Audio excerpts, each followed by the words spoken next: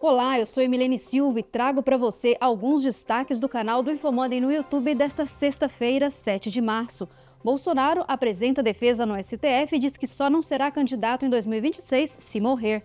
A avaliação negativa do governo Lula cresce. Macron sobe o tom contra a Rússia, que revida e diz que está atenta às ameaças. E ainda, Justiça da Coreia do Sul cancela a prisão do presidente deposto Yoon Suk-yeol. Fique comigo e veja mais detalhes sobre estas e outras notícias.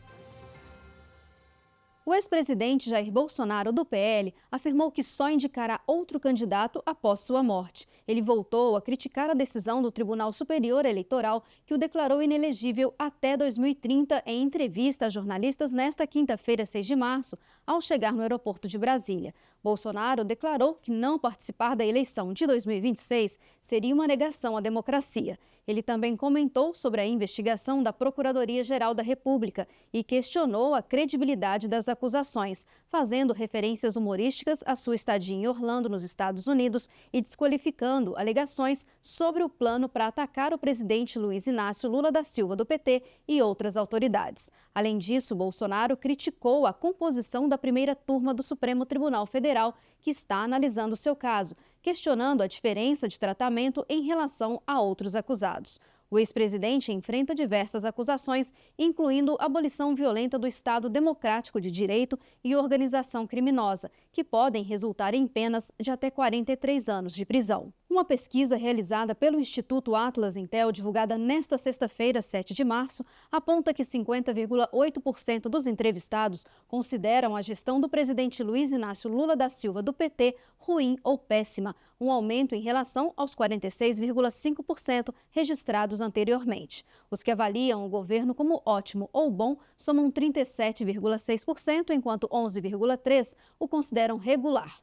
Os segmentos mais críticos ao governo são os evangélicos, com 76,3% de avaliação negativa, e os moradores da região sul, com 62,7%. Além disso, 53% desaprovam o trabalho de Lula, enquanto 45,7% o aprovam. A pesquisa também comparou o desempenho do governo atual com o do ex-presidente Jair Bolsonaro, do PL, e os resultados mostram que 49,4% consideram o governo de Lula pior que o de Bolsonaro. A pesquisa inclui simulações para as eleições presidenciais de 2026, com Lula enfrentando Bolsonaro, Tarcísio de Freitas e outros candidatos, mostrando um cenário polarizado.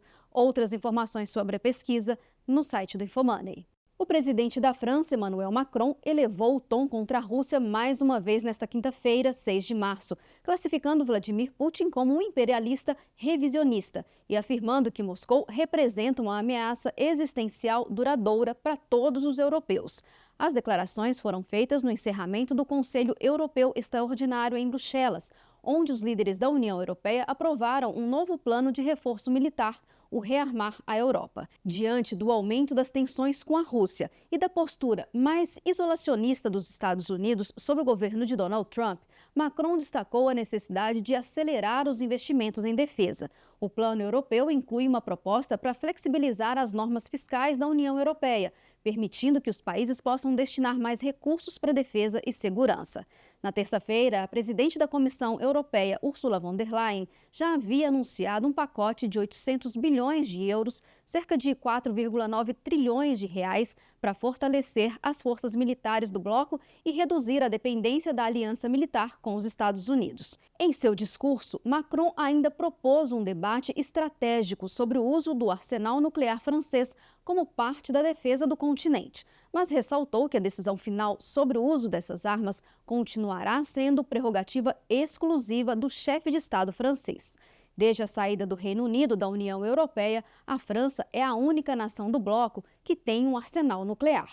Em reação ao discurso, nesta sexta, 7 de março, o Kremlin disse que pode precisar agir para responder ao que chamou de planos da União Europeia para militarizar o bloco que coloca a Rússia como seu principal adversário.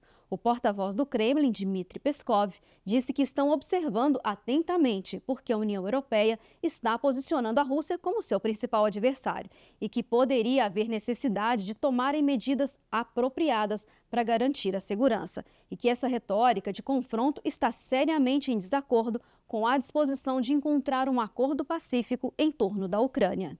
Nesta sexta-feira, 7 de março, o Tribunal do Distrito Central de Seul decidiu que o presidente deposto, Yoon Suk-yeol, que estava preso há mais de um mês, será libertado e poderá ser julgado em liberdade.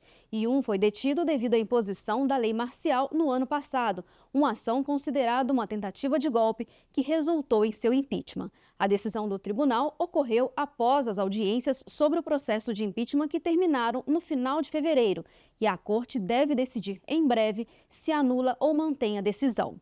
O tribunal aceitou o pedido de libertação de Yoon, afirmando que o prazo legal de prisão expirou após seu indiciamento e concluiu que a detenção anterior por uma agência de investigação foi legal, pois essa agência não tem competência para julgar casos de rebelião. O ex-presidente pode enfrentar penas severas, incluindo a pena de morte ou prisão perpétua, caso seja condenado por rebelião.